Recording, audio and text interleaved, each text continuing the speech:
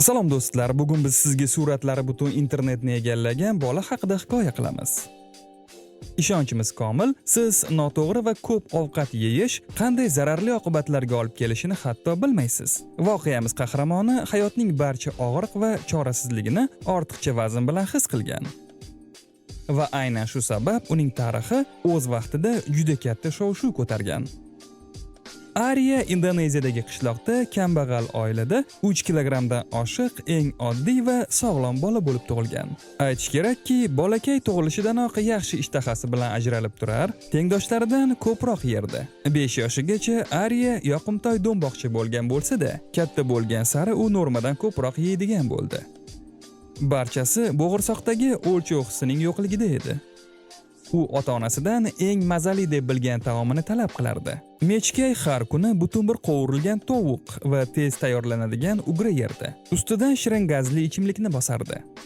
Ota-onasi bolasidan hech nimani ayashmas, u talab qilgan barcha narsani berishardi.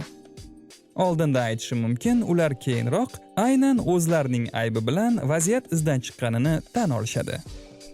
Yigitchaning ishtahasi kun sayin oshardi va 10 yoshida bola shunday porsiyalarni yerdiki, ikkita likopga zo'rg'a sig'ardi. Ammo eng qizig'i, bu hol kuniga 5 mahal takrorlanardi. U dastlab ota-onasi va buvisining faxri edi. Albatta, shunday pahlavon katta bo'lyapti. Ammo keyinroq hatto ular ham vahimaga tushdi. Hammasi oydin edi. Agar pahlavonning yemagi o'zgartirilmasa, uni mavhum kelajak kutardi va nafaqat sog'lig'i xavf ostida, balki butun hayot ham shunga bog'liq edi.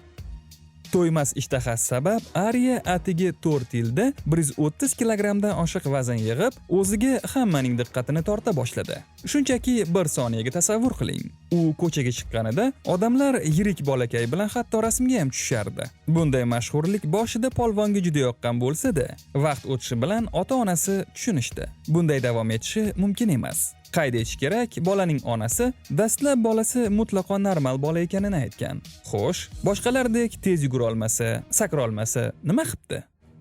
Bunday mashhurlik ota-onaga yoqardi. Chunki bola haqida ko'p yozishar, televizorda ko'rsatishardi va bir payt u mahalliy yulduzga aylandi.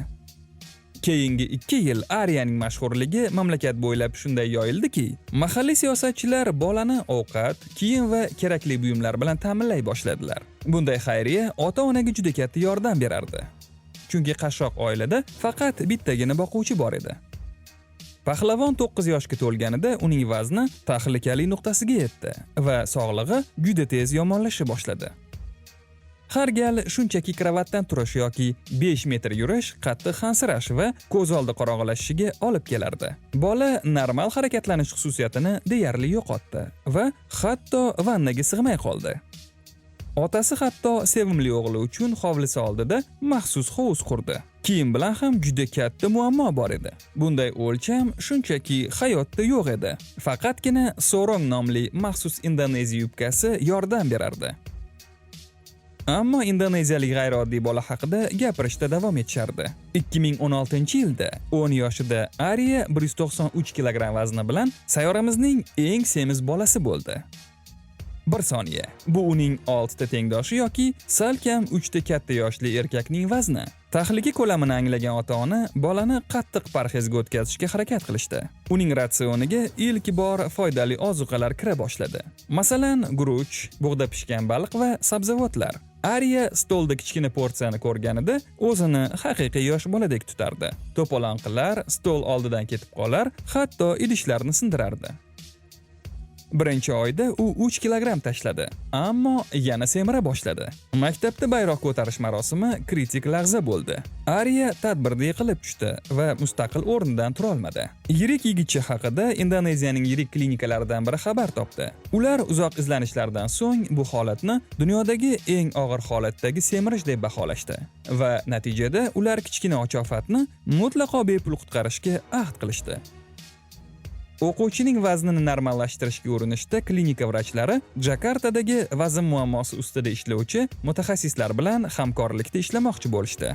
Dr. Grace Judio 11 yoshli Arya Permananing uyida 2 kun bo'lib, uning semirishi sababini aniqlashga urindi.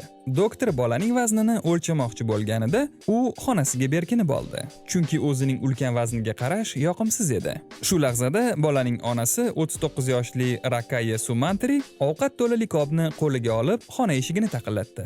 Tushlik vaqti bo'lgandi va Arya vrach kelganiga e'lon qilgan ochlikka qaramay, ona bolasi baribir ovqat yeyishi kerak deb hisoblardi va bir nechta taomni taklif qildi. Dr. Grace'ning fikricha, bolaning semirib ketishida asosiy rolni ota-onasi o'ynagan. Ular bolasini boqishda taomlanish muvozanatiga mutlaqo amal qilishmagan. Ular bilan ish olib borildi. Bolaning oldida esa oshqozonni kichraytirish jarrohlik amaliyoti turardi.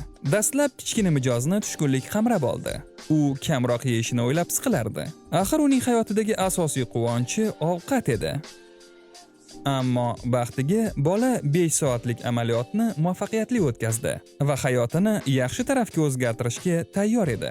Uning ko'pgina tengdoshlari yirik do'stlarini qo'llab-quvvatlay boshladilar. Mashhur bodybuilder Adir Ray oilaga aloqaga chiqib, bolaga zalda birga mashq qilishni taklif qilganida, bola uning taklifini bu ish juda qiyin bo'lishini bilsa ham bajonidil qabul qildi. Bu paytga kelib pahlavonning porsiyasi juda ham o'zgargandi. To'yish uchun unga endi 7 qoshiq sho'rva yetardi. Agar ko'proq yeb qo'ysa, darhol ko'ngli aynirdi. Bir necha oydan so'ng bolaning vazni 45 kilogrammga kamaygach, Arya maktabga mustaqil borishni boshladi va kuniga 2 kilometr yugura boshladi.